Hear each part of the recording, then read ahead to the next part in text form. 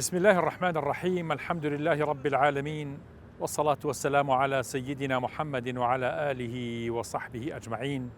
خۆشەویستان، سەلام و ڕەحمەت و بەرەکەتی خۆی گەورەتان لێبێت. زۆر نزیک بووینەتەوە لە مانگی موبارەکی ڕەمەزان، لە بەشی دووهەمی باسەکانی تەوبەیە لە خزمەت ئێوەی ئازیز و خۆشەویستا بم. قل يا عبادي الذين أسرفوا على أنفسهم لا تقنطوا من رحمة الله. قەت مەئیوس مەبن لە ڕەحمەتی خوا. ئەگەر خەڵکیش مەئیوسیان کردن، کەسێک بە نەزانی خۆی وا وتاریا بۆ تۆ کەوا ئیتر تەوبە بۆ تۆ نییە، یا دەرگاکانی زۆر تەسک کردەوە، ئەوە هیچ گوێی بۆ مەگرە، چونکە خوای گەورە فەرمێت لا تقنطوا من رحمة الله. مەئیوس مەبن لە ڕەحمەتی خوا. خوا دەرگاکانی واڵایە، دەرگای تەوبە و لێخۆشبوونی واڵایە. هەموو عەبدەکانی وەرەگرێ، هەموو بەندەکانی خۆی خۆشەوێت، بە شەرتێک بگەڕێنەوە و سوژدە بەرن بۆ خوا. چەندێک گوناهتان لە ڕابردووا کردبێت، مەئیوس مەبن. تەوبە بەڕاستی بە کورتی باسی بکەین، یعنی یەکلابوونەوە بۆ خوا. تەوبە یعنی یەکلا ببینەوە بۆ خوا. تەوبە یعنی هەڵکەندنی، یعنی حتا لە شەرعە ئیمامی نەوەوی وابزانم لە ڕیاض الصالحینە باسیەکە فەرمێت تەوبە پێویستی بە چەند مەرجێ هەیە. مەرجی یەکەم ئەبێ پەشیمان ببیتەوە لە ڕابردووی گوناهەکان. مەرجی دووهەم ڕەگ و ڕیشەی گوناهەکان لە دڵ هەڵکەنە. ڕەگ و ڕیژە وەکو چی؟ یعنی بزانین چییە منی هەڵناوە، زۆر کورسیم خۆشەوێ، زۆر حەزەکەم ئەندام پەرلەمان بم، زۆر حەزەکەم مانی 8 ملیۆن و 30 ملیۆن وەرگرم. چییە پاڵی پێوە ناوم؟ حوبی دنیا وای لێ کردوم. ئەبێ کارێ بکەم لەگەڵ خۆما بڵێم کوورە جات خوا من ئەگەر کە مردم ئەگەر 1000 دەفتەر جێ بێڵم یا لەگەڵ 1000 دیناری تەبع فەرقی چییە بۆ من؟ هەرە مخەناوە قەبرەوە 1000 دەفتەرەکە لە قیامەتا محاسبەی 1000 دەفتەرم ئەکەن، بەڵام 1000 دیناری تەبعم لێ جێ بمێنێ هەر محاسبەی و 1000 دینارەم ئەکەن کە ڕەنگە زۆر بە ئاسانی نەجاتم بێ. لەبەر ئەوە مەسەلامە نمونەیەکە هێنمەوە، ئەو کەسانەی کە مبتەلای دۆلارن و دەفتەرن ئابەو شێوە بێبیرکەنەوە. ئەبێ ڕەگ و ڕیشەی ئەو گوناهە لە دڵیان هەڵکەرن، بڵێن بۆ قیامەت ئەم ماڵە زۆرە سوودی بۆ ئێمە نییە، بۆ قیامەت ئەم کورسی دنیا سوودی بۆ ئێمە نییە. ئەوەی کە سوودی بۆ ئێمە هەیە ئەوەتانێ لەسەر سەجادەی عیبادەت دانیشین، لەسەر بەرماڵ دانیشین، لەبەر خاتری خوا دانیشین، ئەوە سوودی بۆ ئێمە هەیە. کەذالکە ئەوانەی کەوا مبتەلان بە ئافرەتەوە بیرکەنەوە ئەگەر جوانترین ئافرەتی دنیا بەشی ئەوان بێ، یعنی بە ئارەزوی خۆیشان ئەسپیان تاودەن لە حرام و لە زینا و لە گوناها، هەرە بێ بمرن کە مردیشین لەسەر هەموو سەغیرە و کەبیرەیە تا محاسبە ئەکرێن. وردە ئەو ڕەگ و ڕیشە لەبەرەوە بڵێ با ئیکتیفا بکەین بە حەڵاڵ، ئەوەی کە خوا دایناوە بۆمان کە ژنێکی حەڵاڵە و ئافرەتێکی حەڵاڵە، معنای وایە ڕەگ و ڕیشەی گوناه ئاوا هەڵەکەندرێ. ئەمجا ئەبێ عەزمیشی هەبێ، ئەو کەسە عەزمی هەبێ کەوا واز لە تاوان بێنێ، بڕیاری دابێ واز لە تاوان بێنە. ئەم سێ مەرجە بۆ حەقوڵڵاکان، بۆ گوناهێکە حەقوڵڵا بێ زەرورەتە و پێویستە. بۆ حەقوالناس ئەگەر ئەتەوێت تەوبەی لێ بکەی، مەرجێکی چوارەمیش ئیزافە ئەکرێ بۆی، ئەوەتانی ئەو کەسەی ماڵەکەت خواردووە بە شێوەیە لە شێوەکان ئەبێ حەقەکەی بۆ بجێڕیتەوە و گەردنی خۆتی پێ ئازاد کەی. ئیتر ئەگەر خۆشت ڕوود نەهاو، یعنی زۆر کەسێ بۆ لای من بوو ئاوە ماڵی کەسێکیان خواردووە، مەسەلا هەیە 500 دینار هەیە، 100 دینار هەیە، زیاد لەم پارە 500,000 100,000 ماڵی کەسێکی خواردووە، خۆی ڕووی نایە پێ بڵێ چەند کەس هاتۆ بۆ لای من، توتی مامەسا ئەم پارەی فڵان کەسە لای من، خۆم ڕووم نایە بچم پێی بڵێم تۆ ئەو ئەرکەم بۆ بکێشە، بەڵام ناوم نەبێ، من چوومەتە لای کابرا و تۆ بە شخصێک ئەم 500,000 تۆی خواردووە و ئەوە بۆی نردوویتە تۆ بێ گەردنی ئازاکە، هەر چەند توێتی ناوم پێ بڵێکیوتم بەخوا ناو پێ ناڵێ شتیوانە، جاتوان بەو ڕێگە خۆیان ئازادکەن لەو حەقانەیش کە خواردویانە. ئەمە حەق و ناسیش بەو شێوە بێ گەردنی ئەو کەسانە خۆمان گردنمان ئازادکەن. ئەمە شەرتێکی چوارەمە بۆ حەق و ناسەکان. لەبەرەوە بەڕاستی تەوبە پێویستی بەمانە هەیە، کەوا بوو تەوبە پێویستی بەڕاستی بە گریانە، بەوەیە کە ئینسان فرمێسکی چاوان بڕێژێ. ئیسۆگەر دەستمان پیس بێ بە سابوونی دەستمان پاکەکەینەوە، بەڵام دڵ بە سابوون پاک نابێتەوە، دڵ سابوونی پێ ناگەیە. ئەو ئاوەی کەوا چڵکی دڵ لابە یا چڵکی نەفس لابە یا دڵ پاکە ئەکاتەوە قەساوەتی دڵ لابە ثم قست قلوبكم من بعد ذلك فهي كالحجارة أو أشد قسوة يعني بأما روبروي بني إسرائيل بلام روبروي أميشة يعني دعاء أوهم تاوانا دلتان رقبو وەکو بەردی لێ هاو یا ڕقتریشە لە بەرد ئەو دڵە ڕقانە ئەبێ بەچی نەرم بن ئللا بە فەرمێسکی چاوان و نەدامەتی دڵان نەبێ ئەو دڵە ڕقانە ناشۆرێن لەبەرەوە بەڕاستی ئەبێ ئەو کەسانە لە ئیستەوە خۆیان ئامادەکەن بۆ ڕەمەزان لە ئیستەوە مەرحەلەی تەوبە وکو عەرزمکردن پلە پلەیە نابێ وابزانی بە یەک شەو تۆ نەجاتە بێ یا یەکگە جەلسە نەجاتە بێ نەوەڵا ئەبێ ئەوەنە بگریت ئەوەنە بگریت حتا وەکو خۆت دڵنیا ئەبی لەوەی کە خوا تەوبەکەی قبول کردووی ئینسانیش کە دوعای قبول بوو دوعای بەکوڵی کرد یا تەوبەی بەکوڵی کرد خۆشیەک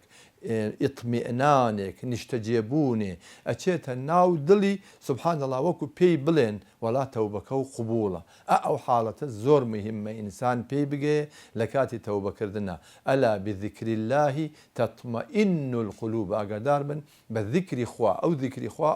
ئەوەنی هەردانیشی لە مزگەوتێکا لا إله إلا الله لا إله إلا الله نەیزانی ئەڵێ چی نەوەڵا ئەوە تەوبە نییە ئەوە ذیکریش نییە ذکر ئەوەتانێ زمان و دڵ پێکەوە ذکر بکەن زمان و دڵ پێکەوە جا لەبەر ئەوە تەوبەش ئەبێ زمان و دڵتیا شەریک بێ نەگەر بەدەم لە تەوبە خوا ئەوەکەی تەوبەیە بۆیە ڕابعای عەدەوی ئەفەرمێ رحمه الله استغفارنا يحتاج إلى استغفار كثير تەوبەکانی ئێمە پێویستی بە تەوبە هەیە یعنی ئەستەغفر الله کەیشمان هەر پێویستی بە تەوبە هەیە بۆ چونکی لە کاتێکە ئاڵێن ئەستەغفر الله دڵمان غافڵە دڵمان لەگەڵ زمانمانە جوود نییە لە بەینی دڵ و زمانە وایەرێ هەیە وایەرێکی کارەبایی وەکوم وایەرانە نییە وایەرێکە ئەبێ ئەو وایەرە ڕەبت بێ هەر کاتێ ئەو وایەرە بچڕا لە بینی دڵ و زمانە زیکرەکان فائیدەی نامێنێ زیکرەکان کاریگەری لەسەر دڵ نامێنێ بە هەر حاڵ تەوبە لە هەموو گوناهی خوا قبوڵی ئەکا جگە لە شرک إن الله لا يغفر أن يشرك به ويغفر ما دون ذلك لمن يشاء ومن يشرك بالله فقد ضل ضلالا بعيدا خوای تعالى لەوە خۆش نابێ شەریکی بۆ دانیت و شەریکی بۆ قەرار دەیت بەڵام جگە لەمە لە هەموو گوناهی خۆشە بێت لەوانەیە کە خۆی بێوێ یعنی وعد نییە لەسەری لە سەد لە هەموو گوناهەکانمان خۆش بێ بەڵام ئێمە زۆر تەوبە بکەین ئینشەڵا بەزەیی ئەجوڵێ بۆمان و لێمان خۆشە بێ بەڵام شرک بۆ خوادانان کەسێ لەسەر شرک بمرێ ئەوە ئەبەدیە لە جەهەنەما خوا پەنامان بووە و تەوبەی شرک ئەوەتانێ ئەو کەسە شایەتومان بێ بێنێ پەشیمان بێتەوە بێتە ناو کۆمەڵی مسلمانان ئەوە تەوبەی شرک ئەوەیە جا لەبەر ئەوە بەڕاستی پێویستە ئینسان مەیویز نەبێ لە ڕەحمی خوا ولا تەیئەسوا من ڕەوح الله إنه لا ييأس من روح الله إلا القوم الكافرون مەیویز مەبن لە ڕەحمەتی خوا بەڕاستی مەیویز نابێت لە ڕەحمەتی خوا إلا کافران نەبێ خۆی مشکور کافر نین لەبەرەوە مەیویز نەبین لە ڕەحمەتی خوا و هەمیشە هەوڵ بین ئینشاءالله تەوبەکانمان بەردەوام بێ ئەبا ئەیوبی سەخستانی ئەفەرمێت کە یەکێکە لە تابعین ئەفەرمێت دراوسەیەکم هەبوو ئەم دراوسێم ئارەخۆر بوو لەبەرەوە ئولفەتم زۆر لەگەڵیان نەبوو تاوەکو ئەوەی کە ڕۆژێکیان وەفاتی کرد کە وەفاتی کرد وتیان وەرە نوێژی لەسەر بکە منیش بەڕاستی باشم نەکرد کەوتم وەڵاهی نوێژی لەسەر ناکەم چونکە نە نوێژی کردووە نەعیبادەتی هەبووە و هەمیشە عارەقی خواردووە و گوناهبارێک بۆ من حەز ناکەم نوێژی لەسەر بکەم ئەفەرمێ ئەبا ئەیوب خۆی گەڕێتەوە فەرمێ دوایی لە خەوا بینیم وتی ئەبا ئەیوب بەس نییە ڕەحمەتی خوا لای تۆ نییە چکە وەختە چروکە بوویت و بەشی منت لێ نادا خوای گەورە زۆر بەڕەحمە منی خستە بەهەشتەکەی خۆی و لێم خۆش بوو ئەڵێ منیش زۆر تەریق بوومەوە زۆر تەریق بوومەوە لە حاڵی خۆم بۆ بەیانەکەی ڕۆشتم بە خێزانەکەی وتم وەڵڵی خەوێکی زۆر خۆشم پێوە بینی خێزانی ئەم پیاوەی کە وەفاتی کردبوو بە ئەبا ئەیوبی سەخستانی وتی وەڵڵاهی ئەم پیاوەی من هەموو شەوی جومعەیە کۆمەڵێ مناڵی هەتیوی ئەهێنایە ماڵەوە خزمەتیە کردن جلوبەرگی بۆ کڕین جلوبەرگی پێبەخشین و دوایی ئەیبردنەوە بۆ شوێنی خۆیان و بەردەوام هەموو شەوی جومعەیەک خواردنیا و بە مناڵی هەتیو و دەستی پیانەوە بووە و دائیمەن خزمەتی کردوون و بە شەوانی جومعەیشە ئەپاڕایەوە لە خوای یا رب العالمین لێم خۆش بە من دەرەقەتی ئەم حاڵەی خۆم نایم عەفوم کە و لێم خۆش ببە نوێژی بەیانیە کرد و حتا نوێژی بەیانی دەستێ کرد بە گریان لە تاو ئەو گوناهانەی کە کردبووی و خەڵکەی زانی کە ئەخلاق و هەڵسوکەوتی چۆنە و چۆن ئارەخۆرێکە و ناچێتە مزگەوت بەڵام 3 ڕۆژ پێشەوەی وەفات بکە 3 ڕۆژ پێشەوەی وەفات بکە تەوبەی نەسوحی کرد و بە تەواوی گەڕایەوە بەڵام ئەوەیە کە هیچ کەس پێی نەزانیوە لەبەرەوە ئازانم ئێمە گرنگ نییە خەڵک پێمان نەزانێت تەوبە ئەکەین گرنگ نییە پێمان نەزانێت خێرکەر و چاکەکارین گرنگەوەیە خوای گەورە ئەو خێرەی تۆ بینێت و چاکەکانی تۆی لەبەرچاوە با هەوڵ بین تەوبەی نەسوح بکەین فرسەتێکی زۆر گەورەیە کە ئێمە لە مانگی پیرۆزی ڕەمەزان نزیکە بینەوە فرسەتێکی زۆر گەورەیە ڕەنگە جارێکتر ئەمەنەیەتە بەردەمت بڕیاری تەوبە بدە بڕیارێکی ڕاستی کاتێککە تەوبە ئەەکەیت و واز لە هەموو گوناهەکان بێنە و بە دڵ و بە حاڵێکی جوانەوە ڕووبکەرە خوا و حەقی خەڵکی چیت لایە بی دەرەوە و تەوبەی نەسوحەت پیرۆز بێت بەندە ئیشارە بە شعروشت زۆرەکەم مامۆستای کانیسانان بە ڕەحمەت بێ کە من لە خزمەتی ئەوە زۆر خوێندومە فەرمووی لەگەڵ مەلاسەی عەتا یەکێک لە عولەمایانی چۆر فەقێ بووین بە یەک و باوکی نەخۆش بوو خەبەریان پێداین کە باوکی مامۆستا عەتا لە حاڵەتی نەخۆشینێکی سەختایە و داوای کردووە کە بڕۆنەوە بۆ لای ئەفەرمی ئێمەش ڕۆشتین و کە ڕۆشتینە خزمەتی ترژن و مناڵ و خەڵک لە دەوریا بوون کەسێک کە خەریکە گومانی ئەوەی لێ ئەبرێ کە بمرێ خەڵک لە دەوریا بوون و فەرمووی یەکێکتان قورئانم بۆ بخوێنن ئەفەرمێ منیش لە سوورەی دەهر هەل ئەتا عەلە الئینسانی حین من الدەهر لەم یەکن شەیئا مەذکوورا بەعزێ لەو ئایەتانەم خوێند و دوایی فەرمووی عەهد بێ ئەگەر بژیم ئەم سوورەتە چه ئەمر و فەرمانێکی تایە جێبەجێ یەکەم بەرگری لە هەر شتێک کردووە وازی لێنم ئیتر وای وت و کتوپڕ دەستی کرد بە پێکەنین یەکێ لە کچەکانی وتیەوە باوێکیان بەچی پێکەنی وتی ڕۆڵە وەختی ئەوەیە من پێ بکەنم تۆ بمری تۆ من پێ بکەنم تۆ بگرییت کاتی ئەوەیە کە من پێ بکەنم تۆ بگریە یعنی تر پێکەنی چونکە شوێنی خۆی لە بەهەشتا چاو پێکەوت و مناڵەکەیش گریا کچەکە لەبەر ئەوە کە باوکی مردووە فارسێک ئەڵێ یادداری کی وەقت زادەنێ تۆ هەمە خەندەن بودەند و تۆ گریان ئەنچۆنەن زی کی وەقتێ مردنێ تۆ خەندەن باشی و تۆ خەندەن باشی و گریان ئەڵێ لەبیرتە لە کراوە بە شعریش کوردی لەبیرتە کاتێکە لەدایک بووی تۆ ئەگریایت و خەڵک پێ ئەکەنین وا بژی کەوا لە دوای مردن تۆ پێ بکەنی و خەڵکی بۆت بگرین ئینسان ئەمەی لە ڕایە جا چەندێک خۆشە ئینسان لە وەختی مردنە پێ بکەنێ و چەندێک قورسە ئینسان لە ڕۆژی لە وەختی مردنە وەکو عەبدی لە ئاغا ڕاکردوو لە خاوەن ڕاکردوو بگێڕێتەوە بە تاوانباری بۆ حزوری ئاغاکەی کە خوای گەورەیە پێویستە ئینسان هەمیشە ئامادەیەکی بێ بۆتەوە بە یارمەتی خوا ئەلبەتە وەکو جەنابتانە فەرمون ڕۆژگاری ئێمە ڕۆژگارێکی زۆر خراپە جاران ئەم ئەنتەرنێت و تەرتیبات و شتانە نەبوو کە بە سەعات و بە 2 سەعات و بە 3 سەعات خەڵک پێوە سەرقاڵە بێ و بەخوا من بەیانیان هەندێک جار بە دەنگە ناخۆشەکەمەوە بانگم پێ ئەڵێن کەڵێم ئەسەلات و خەیر من النەوم بیری لێکەمەوە ئیستا چەندین کەس هەیە کە تا کاتی بەیانی تەماشای فیلمی خراپ و ئەوانەی کردووە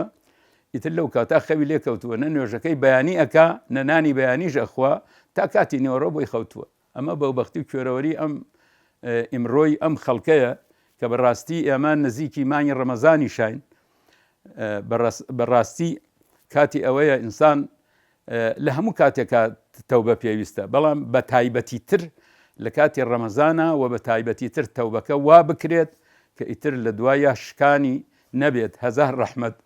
لە مەولەوی ئەفەرمی ئەگەر شیشکانیش و هەر بگەڕێیتۆ چاکە 100 تۆبە و شکان خۆ مەشێرەوە قاپی گوشادە و باز هەم بێرەوە جارێکی تر دەرگای خوا هەر دەرگای ڕەحمەتی خوا کراوەیە ئینشاءالله خوا فرسەتی ئەوەمان پێ بدا ئینشاءالله وەختێک ئەمرین کاتێک بوو بێت تەوبەمان کردبێ و نەمان شکان دەبێ. شاعیرێک ئەڵێت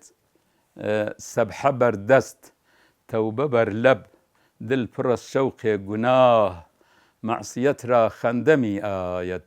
ز ئیستیغفاری من. سەبحە بەردەست ئەڵێ تەوبەم بەدەست وەیە،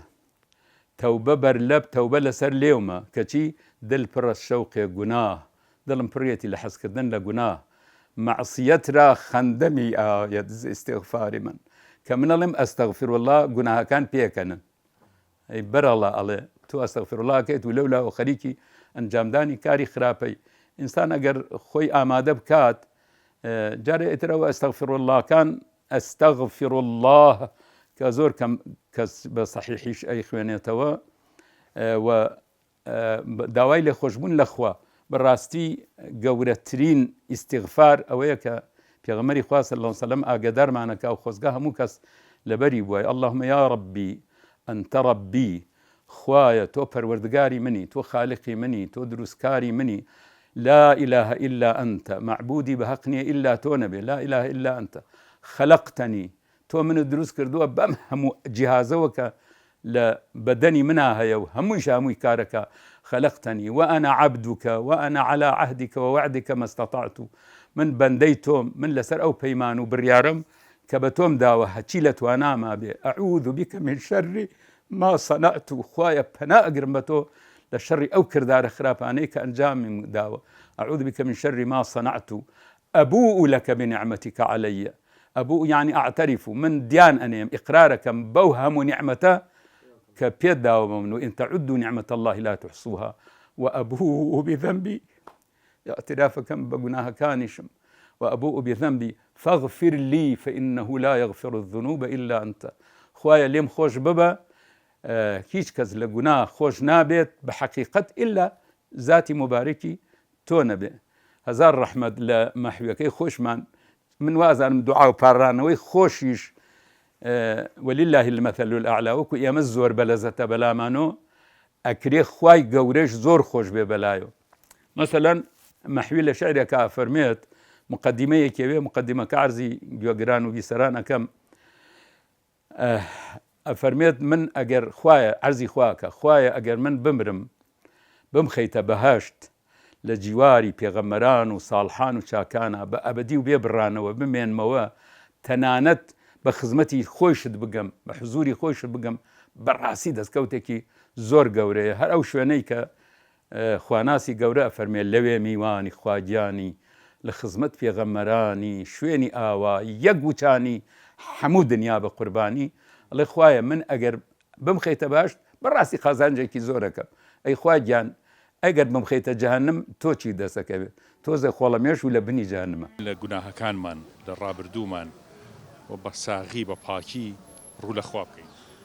بەڵێ پێشەجی بخێت کەناڵەکەتان دەکەم یاخۆ بەخێر سەر چاوم. وەڵای ئینسان پێش هەموو شتێکە بێ ئیسلام بێ، ئەگە ئیسلام نەبی معناوە ئینسانیژی. عومەری کوڕی خەتاب بەڵێ پێشەوەی ئیسلامی ئێمە عەقڵمان نەبووە، گە عەقڵمان نەبووە بێ ئیسلام بین. ئینسان هەزی شێ بکات لە هەر شوێنە بێ نابێ فەساد بڵاو کاتەوە. شوعەیب بە قەومەکەی وتی لەسەر ئەرزی خوا تاوان و فەساد مەکەن.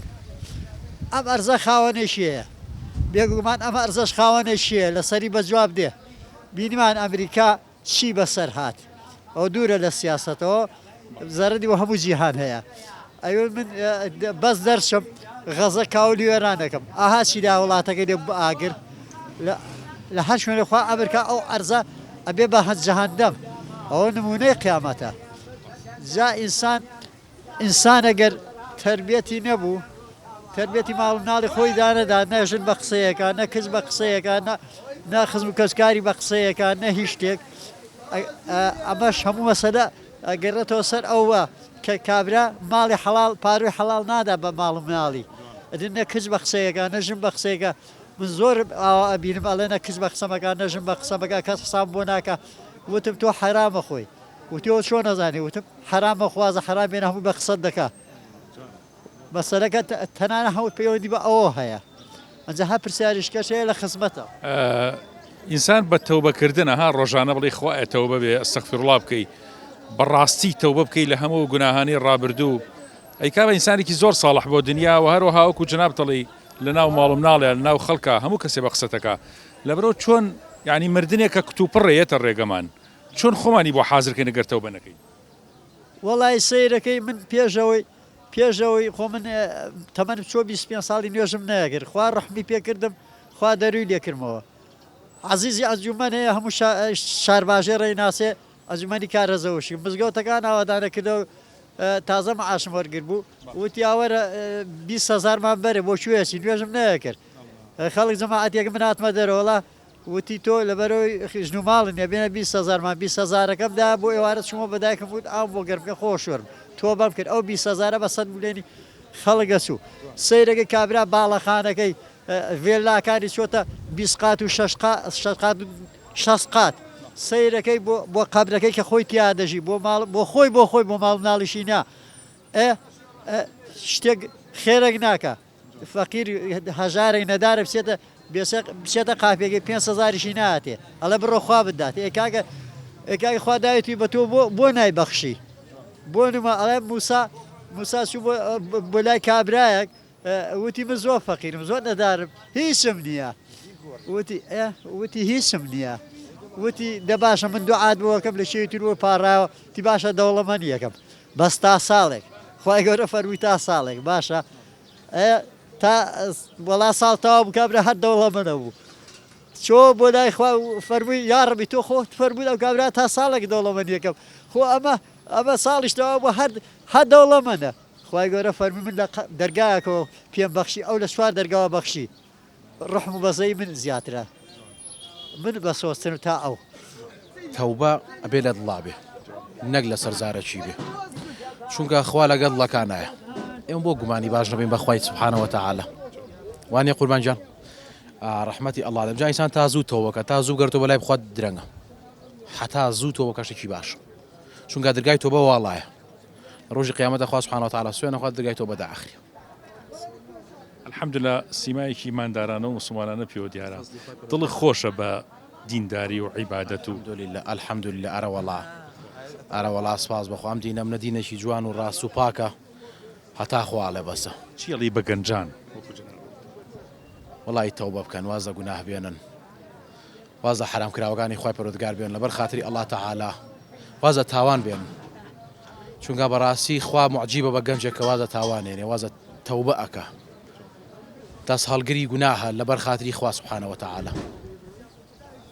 جا ئینسان لە گەنجیا خۆی ڕابێنە سەر چاکەکاری و عیبادەت زۆر مهمە نمونەت بینیوە گەنجی مسلمانی باش کە تەوبەی ئای چۆن ئەرە وڵا دیومە سپاس بەخوای پەروەردگار هەمان بووە لەسەر ڕێی خراپە سەل الحەمدوللا گەڕاوەتەوە تەوبەی کرۆ زۆر دەرەجە لای خوای پەروەردگار بەرزترە لەم سەیمام خەتیبە ئەرە وڵا بە نمونە من خۆمەزان خوا سەرکەوتوو الله تعالای وەش بێویکە هەزار ڕەحمەتی خوا لەو کەسانەی کە بە سۆز و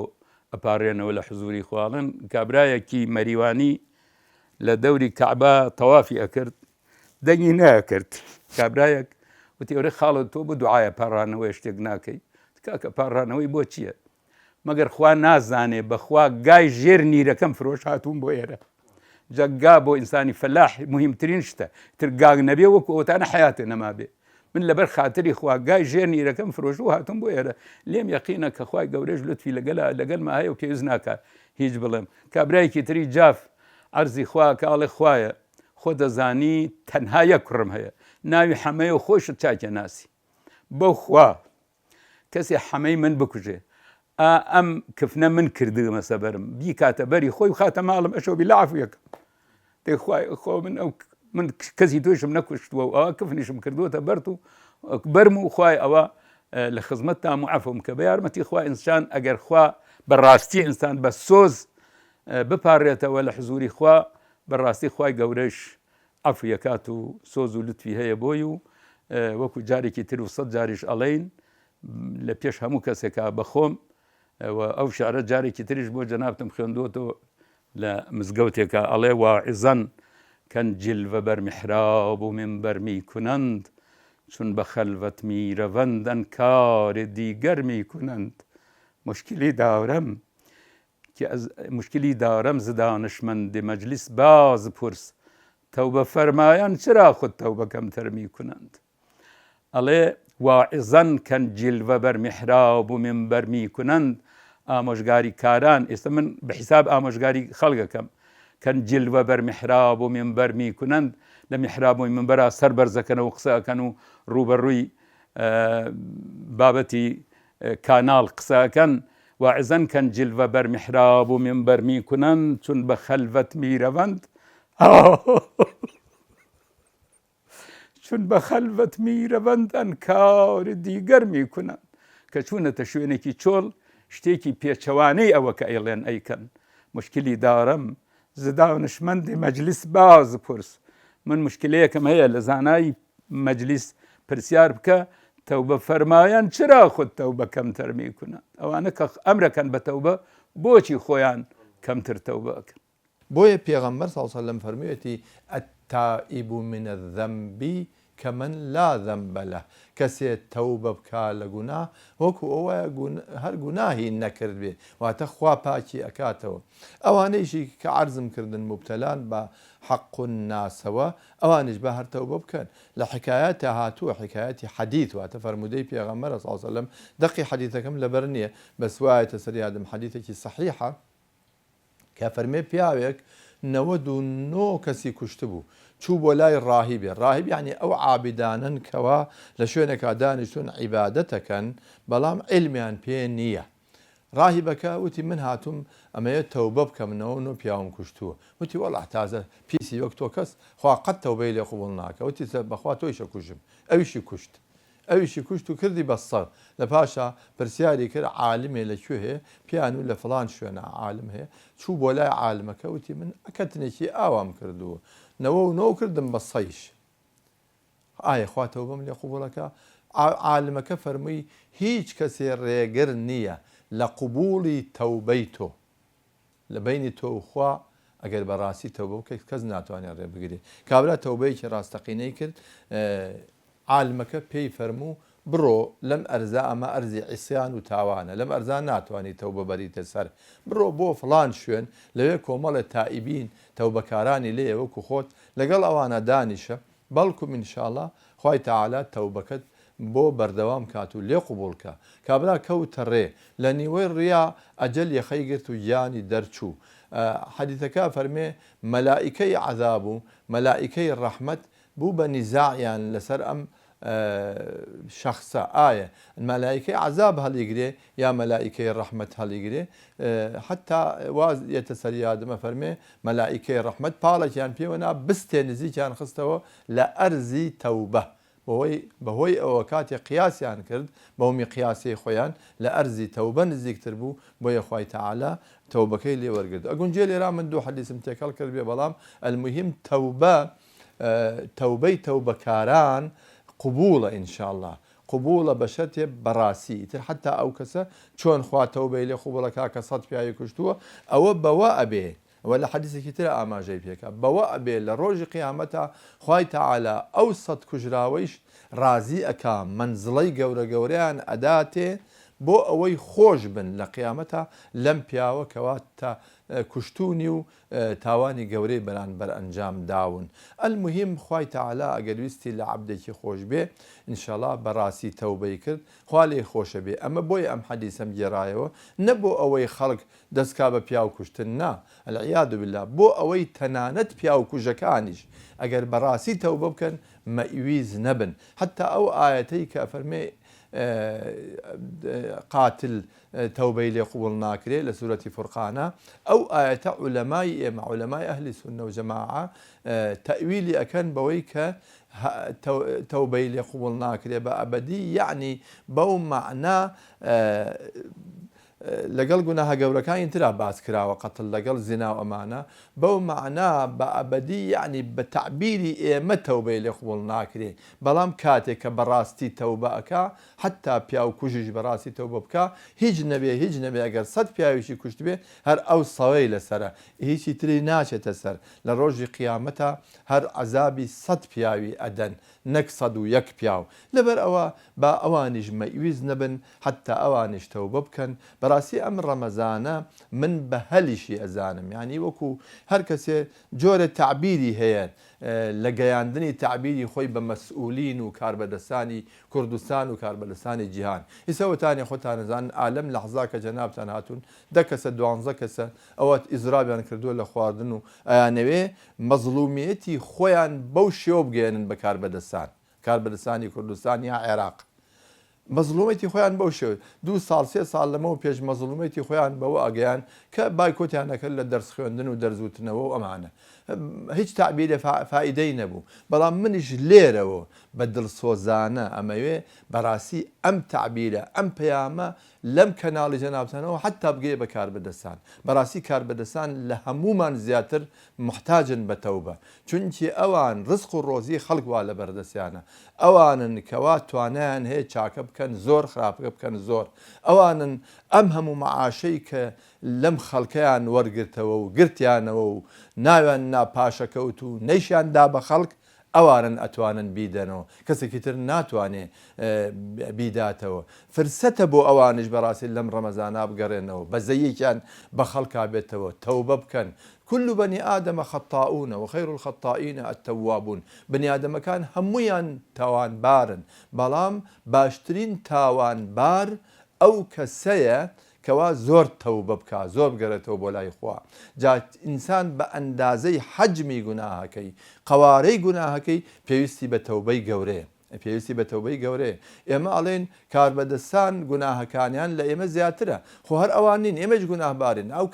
ئەو ماڵانەی کە لەو کۆڵانەی مزگەوتی بێخودان کاتێک کە ئاو دێتەوە لە سەعات 12 تەنجەکەیان پڕ بێت تا سەعات 8 بەیانی ئاوە ڕژێ ئەوانیش تاوانبارن هەر دەسەڵاتیان بەسەر و ئاوا هەیە ئەگەر دەسەڵاتیان بەسەر نەوتەکەی شاب وایە ئەوانش بوو کاربەدەستەکانیان ڕژان بەڵام لەبەر ئەوە ئەوانش پێویستە تەوبە بکەن لەو ئاوەی کە ڕژانیانە لەو کۆڵانە بەناحەق لەبەرەوە هەمومان بەڕاستی پێویستمان بە تەوبە هەیە من لێرە سەیەکی ئیبن القەییمێتەوە سەریادم لە کتێبی مەنازل السائرین باسی ئەفەرمێ من مختصەرەکەی ملایە کتێبەکە ئەسڵی کتێبەکەم لا نییە زۆرم پێ جوانە ئەفەرمێ قبولکردنی تەوبە لەلایەنی خوای تەعالاوە بۆ بەندەکانی خۆی تەشبیهێکا بەچی تەشبیهێکا بە مناڵێکی سەرکەش ئێمە هەمومان سەرکەشین بەڕاستی من کە قسە بۆی ئەوەکە میسە سەرکەشم چونکی لە زۆر شتا لام داوە لە سنووری خوا بەڵام سەرکەشیەکان عەرزمکردن حەجم و قەوارەی جیاوازی هەیە جا ئیبن القەییم فەرمێ ئێمە وەکو ئەو مناڵە سەرکەشە واین مناڵێکی سەرکەش دائیمەن قسە بە دایکی ئەڵێ جوێن بە دایکی ئەدا ئەزیێت و ئازاری دایکی ئەدا وەلله المەثل الأعلی تەشبیه نەبێ دایکیشی هەر سەبری گرتووە لەگەڵی ئەڵێ بەڵکم ڕۆژ لە ڕۆژان چاک بێ هەتا ڕۆژێکیان زۆر عەزیەتی دایکی دا مناڵەکە دایکیشی ڕقی هەڵسا دەرگاکەی دەرەوەی لێ کردەوە و پاڵی نا بە مناڵەکەەوە خستێ دەرەوە و دەرگاکەیشی لێ داخست وتی بەخوای تر نایێتەوە بە ماڵی منە مناڵەکە ڕۆی گەڕا لەو دەشتا زۆرمان و بوو تین و بوو برسی بوو یەک کەس نەیگرتە خۆی خەڵک مناڵی خۆی بۆ بەخێو ناکرێ مناڵی خەڵکی بۆ چییە ناچار لە توێنیا لە برسیا لە ماندووبوونا هاتەوە دقەتیا دایکی دەرگاکەی لەسەر داخستەوە سەری کردە سەر عەتەبە خۆمان پێڵێن گێجەنە سەری کردە سەر گێجەنەی دەرگاکە ئەوەی کەوا تۆزێ بەرزاییتیایە لەژێر دەرگاکە و قاچی درێژ کرد بەو کۆڵانە و خەوی لێکە دوای ماوەیەکی زۆر دایکی ڕەحم گرتی بەهۆشە هاتەوە و بەزەیی جوڵا وتی بزانم مناڵەکەم چی لێ هاو وەختێ دەرگای کردەوە دقەتها مناڵەکەی شەکەت ماندوو خەوی لێکەوتووە سەر ئەو خۆڵە گریا بەسەریا وتی ڕۆڵە چەندم نەسیحەت کردی چەندم ئامۆژگاری کردی دەرەتانە نییە جگە لە ماڵەکەی من هیچ کەس ناوگرێتە خۆی جگە لە من چەند هاوارم کرد بە قسە نەکردم هەتا ئاوا خۆت بە چاوی خۆت دەربەدەری و بینی و ناچار بووی هاتیتەوە بەر دەرگاکەی من واللهی ئێمەش هەرچەند سەرکەش بین تعبیرەکەی ئیبن القەییم زۆر جوانە ولله المەثل الأعلی هەرچەند سەرکەش بین هەرچەند یاخی بین لەخوا واللهی دەرگامان نییە دەرەتانمان نییە ئللا ئەبێ بگەڕێنەوە بۆ لای خۆ ئەگەر نەگەڕێنەوە ڕەنجەڕۆی دنیا و قیامەتین لە دنیا بەڕی سوایی ئەڕۆین لە قیامەتیشا خوا نایە بە هاوەرمانەوە جا ئیبن المەسعود دەفەرمێ ڕجابەخشترین ئایەت لە قورئانە بۆ گوناهباران ئەم ئایەتەیە کە ئەفەرمێ قل يا عبادي الذين أسرفوا على أنفسهم لا تقنطوا من رحمة الله إن الله يغفر الذنوب جميعا قل يا عبادي الذين أسرفوا على أنفسهم لا تقنطوا من رحمة الله إن الله يغفر الذنوب جميعا إنه هو الغفور الرحيم أما رجا بەخشترین ئاەتە بە فەرمودەی ئیبن مەسعود لە قورئانە بۆ تاوانباران پێویستە بۆەوەی کە تەوبەیەکی باشمان دەستگیر ببێت یەکەم دوعا زۆر بکەین پێش هەموو شتێک لە فەرمودەی صحیحی پێغەمبەر صلی الله عليه وسلم هاتووە کە سەڵاتت تەوبە ئەنجام بدەین نوێژی تەوبە تۆ دوو ڕکعات نوێژی سنەتی تەوبە ئەکەم بۆ خۆی تەعالا الله ئەکبەر ئەم سنەتی تەوبەیە پێغەمبەر صلی الله عليه وسلم خۆی فێرمانەکە فەرمێ کەسێک کە گوناه هەکات دەستنوێژێکی جوان ئەگرێت بە نیەتیەوە دەستنوێژ بگرە خوایە من دوو ڕکعات سنەتی تەوبە ئەکەم تاوەکو دەرگای لێخۆشبوونی خۆتم بۆ بکەیتەوە ئەفەرمێ نوێژی سنەتی تەوبەکەکە هەروەکو دوو ڕکعات نوێژی ئاسایی بەس نیەتەکەی هێنیت و ئەچیتە ناو نوێژەکە و دوو ڕکعاتەکە تەواوەکەیت دوایەوە دەستەکانە بەرزکەرەوە پێغەمبەر صلی الله عليه وسلم فەرمێ کە لە نوێژەکە ئەبێتەوە یاخود لە ناو نوێژەکەیە خوای گەورە دەرگای لێخۆشبوونی بۆ ئەکاتەوە بەڵام تەوبە ئێمە ئەبێ لە هەندێ ڕێگای زۆر سەیرەوە بچینە خزمەتی پەروەردگار دەرگای فەقیری و هەژاری و بێکەسی خۆمان لە دەرگای دەوڵەمەنی خوای گەورەوە ئەبێ لە دەرگای زیلەت و کەمی خۆمانەوە بچینە خزمەتی پەروەردگار نەک مەغرور بین چونکە ئینسانی تەوبەکار ئەبێ بڕیار بات کە جارێکی تر نەگەڕێتەوە سەر ئەو گوناهانەی کە لە ڕابردووە کردوێتی ئەبێ زۆری پێناخۆش بێ کاتێک کە بیرەکەوێتەوە گوناهەکانی خۆی بیرەکەوێتەوە و هەروەها ئەبێ بە تەواوی پەشیمان بێت و بۆیشی بکرێ ئەو زەویە بەجێ بێڵێ کە ئەو جۆرە گوناهەی تیا کردووە یا ئەو کەش و مەناخەی کە تایە گوناهبارە بێ سە بۆ نمونە کەسی ئەزانێت لە شوێنێکە ئیشەکەی بەو جۆرەیەکە ئیلا تووشی ئەو جۆرە گوناهە نابێتەوە با ئیشەکەی بگۆڕێت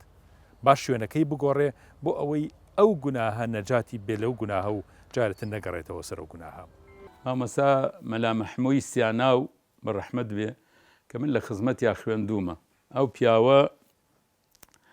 کە ئەهات بۆ نوێژی عەسر دەرسەکانی بە ئێمە وتەوە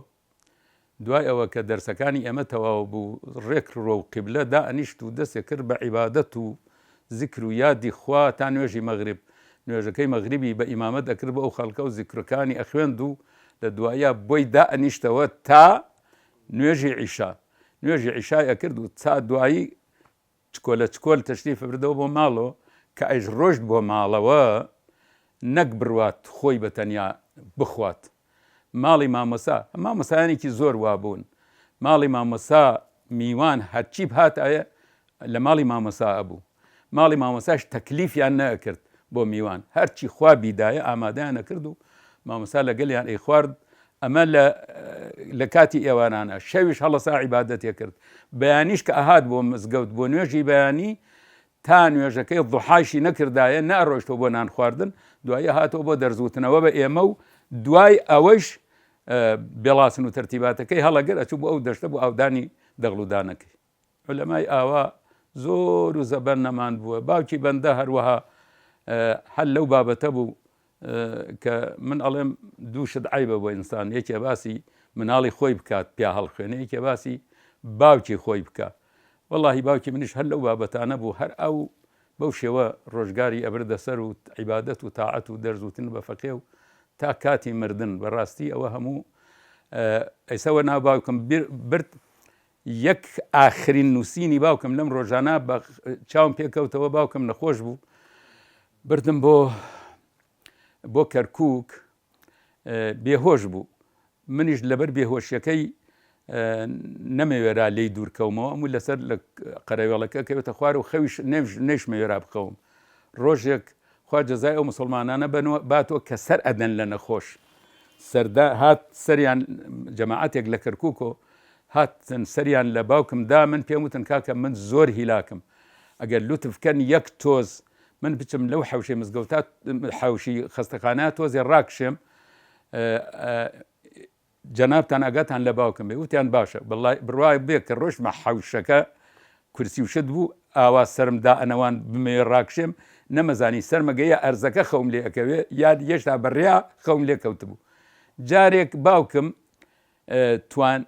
تۆزێ هۆشی هاتەوە سەر هۆش خۆی و وتم بابە بابچینە ئەم حەوشە بردم و لەسەر کورسیەک دام ناو وتم بابە گیان شتێ بنووسە کاغزێک و قەڵەمێکم پێدا ئەمە ئاخرین قسەی و ئاخرین نووسینی بوو بعضێ سڵاواتی نووسی بوو بسم الله نارت واستنارت بسم الله حول العرش دارت کە من هەر نازانم لە کوێ هەیە لە دوایە ئەم شعرەی مەحوی نووسی بوو ماڵە پیتکێنەیە ماڵ و گەینە حاڵی خۆی حاڵ من کەوا حاڵی بمیتر حاڵ و ماڵم بۆ چییە جا من هەندێک جار بێئەدەبیەکەم ئەڵێم لەوەچێ من زۆر باش لەم شعرە حاڵی بوو بم ماڵە پیتکێنە یعنی ماڵە قۆلێ ماڵە باجێنە ئەوەی کە مناڵی کاتۆ و لاسایی خانووەکەنەوە ئەم پێڵێن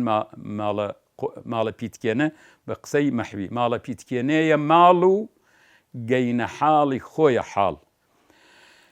معنای ئەم بەشەی تریش لە شعرەکە ئاواتانێ لە کوردەواری ئێمە ئەپرسرێت لە کەسێک ئەڵێن حاڵی فلانە کەس چۆنە مەبەست بە حاڵ یعنی ئیمکانیەتی ماڵی وشتی چۆنە ئەڵێن کاکە حاڵی زۆر باشە هەر ئەو کەسە کە حاڵی باشە کەسێک ڕۆشتۆ بۆ لە بۆ عیادەتی و ئەوێ بڕاتە دەرەوە یەکێکی تر ئەوێ بێ بۆ عیادەتی پێگاڕێت کاکەوە حاڵی چۆنە ئەڵێ بەخوا ها لە حاڵی خۆیە ینی هەر حاڵێکە ببێ دوایە کەویتە حاڵی خۆت ماڵە پیتکێنەیە ماڵ و گەینە حاڵی خۆیە حاڵ من کەوا حاڵی بمیتر حاڵ و ماڵم بۆ چییە ئەوە ئاخرین نووسینی باوکی من بوو خوای لوتف و ڕەحمەتی خۆی ڕەحمکا بە هەموو لایەکمان و ئینشاءالله لە جیواری ڕەحمەتی خوا ئینشاءالله ئامادە بوو بن خوای گەورەی یارمەتی ئێمەش بدا بتوانین بە ڕێگای چاکی ئەوانە بڕۆین و ئینشاءالله بە مەحزی لوتفی خوای گەورە إن الذين آمنوا واتبعتهم ذريتهم بإيمان ألحقنا بهم ذريتهم أو كسانەی کە مردون و ئەولادەکانیشان ئەهلی ئیمانن یعنی مستحقی ئەوەن کە بچنە بەهەشت بەڵام مستحقی ئەو پلە بەرزەنین بۆ لای باوکیان چن خوای گەورە لوتفیان لەگەڵ ئاکایان باتە لای ئەو خوای گەورە بیکە بە نسیبمان و جارە لە پێشان مستحقی ئەوە ببین کە بچینە بەهەشت و لە دواییش ئاخوا ئەو لوتفمان لەگەڵ ئاوکا لەگەڵ کەسوکارمانە و باوکو دایک و مردوانی صالحمانە إنشاء الله خوای گەورە کۆمان بکاتەوە وما ذلك على الله بعزيز وصلى الله وسلم على سيدنا محمد وعلى آله وصحبه وسلم برادرێک هاتە لام دەربارەی ماڵ فەرمووی لە ساڵی 2014 ئالم گەڕەکی خەباتا بووم کاک ئەحمەدی ناوە کاک ئەحمەد حەسەن خەڵکی دەرەوارە فەرمووی لەم خەباتا بووم لەو کاتا دەوری 36 گەڵامان هەبوو دامان نابوو بۆ قەرزاری مەخانوێکمان فرۆشت بوو قەرزەکانمان دابوویەوە بەس نەختێکی مابوو 36 گەڵامان خستبۆ لاوە بیدەنەوە بە قەرزاوتی بۆ شەوێ دەرچوین لە ماڵ هاتینەوە دیقەتمان نا 36 گەڵاکەیش براوە لەگەڵ دەخیلەی مناڵەکە ژن و مناڵەکان ژنەکەیش و مناڵەکانیشی دەخیلەیەکی مشتەرەکیانەوتی هەمووی براوە وتیتر لەو کاتا خەڵکیان و دەی دوعای شەڕی لێ بکە و چۆش کات کەوتم بەخوا نە دوعای شەڕی لێکەم یا ڕەبی خوای ئەگەر ئەو پیاوە محتاج بۆ بم پارەی منە گردنی ئازاد بێ و دوعای شەڕیشی لێ ناکەم بەس یا ڕەبی خوایە کەسێکی تر ئاوا توش نەکا وەکو منی توش کرد دڵی کەسێکی تر نەشکێنی سبحان الله عالم مانگە هەرە میسە مانی دووە ئەوزانم لە مانی یەکە لە مانی یەکە ڕۆژوتی داین لە دەرگا کە داین لە دەرگاوتی من میوانم بۆ خێزانم چوو بە دەمیەوە سەماڵێن لە شارەوانی کە چوو بە دەمیەوە کابرا نەمابوو ڕۆی بوو دەرگای لێ کردەوە ڕۆی هاتوتی وەڵا کەس نییە لە بە دەرگا تی منیش هاتم ئەم لە ئەو لە کەس دیار نییە بەس دیقەتم ما زەرفێ بەسەر قادرمەکانی ناوە لە ناوە قادرمەکیانەیە بۆ سەرەوەچێ لە دیوی دەرگاکەەوە زەرفێکی داناوە وتی زەرفەکەم کردەوە دیقەتم مە کاغەزەکەی لای من ئیسا هەیە کاغەزەکەی نار بۆ من لە ڕێی مۆبایلەوە وتی زەرفەکەم کردەوە دیقەتم ما 36 گەڵاکەی تایە چواریشی زیاد داناوتی ئەمە هەدیە بۆ ئێوە دەخیلەی مناڵەکانی ژووتی بەخوای ئەمە نەمانزانیەوە چەندی تیا بووە 12 گەڵایشی وتی ئەمە دەخیلەی مناڵەکانە کاغەزێکیشی نووسیوە تۆ ئەوخوا ناوم مەبە نایزانم ناوی چێ بەس بە دوایش مامەگەڕێ گردم ئازاد کە چەند جار نووسێتە لە کاغەزەکان وتی وەڵاهی چەند جار پێغەمبەر هاتووەتە خەوم صلی الله عليه وسلم وتوێتی ئەو پیاوە محتاجە بەو پارە بۆی بەرەوە ئەو پیاوە محتاجە بەو پارە بۆی بەرەوە چەند جار پێغەمبەر هاتووەتە خەوم ئەمە لە ڕاستیە ئەمە وا دەری ئەخا ئینشەڵا هەردوو گیان ینی حتا ئەوەی پارەکەی بردووە هەر پیاوێکی باش بوو بۆیە پێغەمبەری خوا صلی الله علیه وسلم چەند جار ئاگاداری کردووە ئەمە تەوبەیە بەڕاستی ئەمە تەوبەیە ینی حتا ئەویش خاوەن مووقی بەڵێ بەخوا لەو کاتەیشا کە بردی واللهی دوعای شەڕم لێ نەکرد وتم یاخوا کەسی تر تووشی مشکلە نەکە هەر من بن جا بەڕاستی ئەمە بۆ بابی ماڵ ئەمانە هەمووی وەسیلەیە کە ماڵ بگەڕێنینەوە بۆ ئەو کەسانی ماڵمان خواردوون دەربارەی غەیبەتیش کەسی وا هەیە ئەڵێ بەخوا فڵان کەس جنێوم پێداوە غەیبەتم کردووە من هەر لە خزمانی خۆمان پیاوێک لە تووشی سەرەتان بوو خوافی کە هات ئەمە لە نەوەدەکانە بوو کە چوون بۆ لای لە نەخۆشیەکەیە تەنیایی خستم سەری نابەگوێمەوە وتی گەرنم ئازاد کە وتم گەرنە ئازاد بێ ڕەفیق بووین لە تەمەنە وتی آخر قسەم کردەوە وتم گەردن ئازابی هەزار وتی آخر چ نێویشم ما وتم یا ڕەبی گەردن ئازاد ئەها سەیر کە چەند ترسا لەوەی کەوە ئەڕوا فیانەوەنەی پێ نەچوو دوای چەند ڕۆژێ وەفاتی کرد ئەوانەی کە غەیبەتیشان کردووە ئەگەر ئەتوانن بە خاوەنەکان بەو کەسانە بڵێن گەردنمان ئازاکە غەیبەتمان کردووی ئەمە باشترە ئەگەر ناتوانن شەرع ڕێگەیەکی داناوە ئینشەڵا گوناهەکەیان ئەهوە نەبێ چەند کەلیمە غەیبەتی ئەو ئینسانە کردووە لە چەند مەجلیسا غەیبەتە کردووە هەوڵ بە لە ئەوەنە مەجلیسا وەسپی بکە سەنای بکە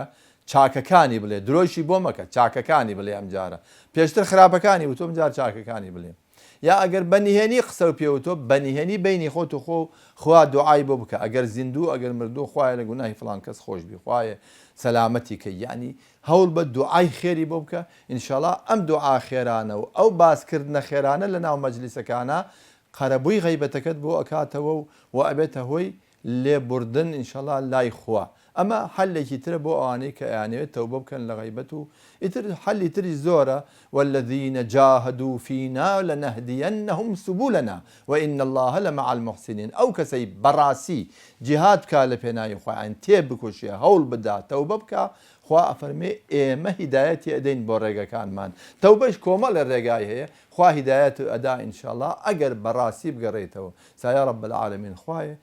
اللهم اجعلنا من التوابين وجعلنا من المتطهرين خوايا من جري لواني توبة كارانن خوايا آخر من بخير بيري خوايا آخر من بخير بيري خوايا لقناها كان من ببوري خوايا توبة من لقبولكي يا رب العالمين خوايا نصرة إسلام ومسلمانان بين لهم وجهانا آمين والحمد لله رب العالمين والسلام عليكم ورحمة الله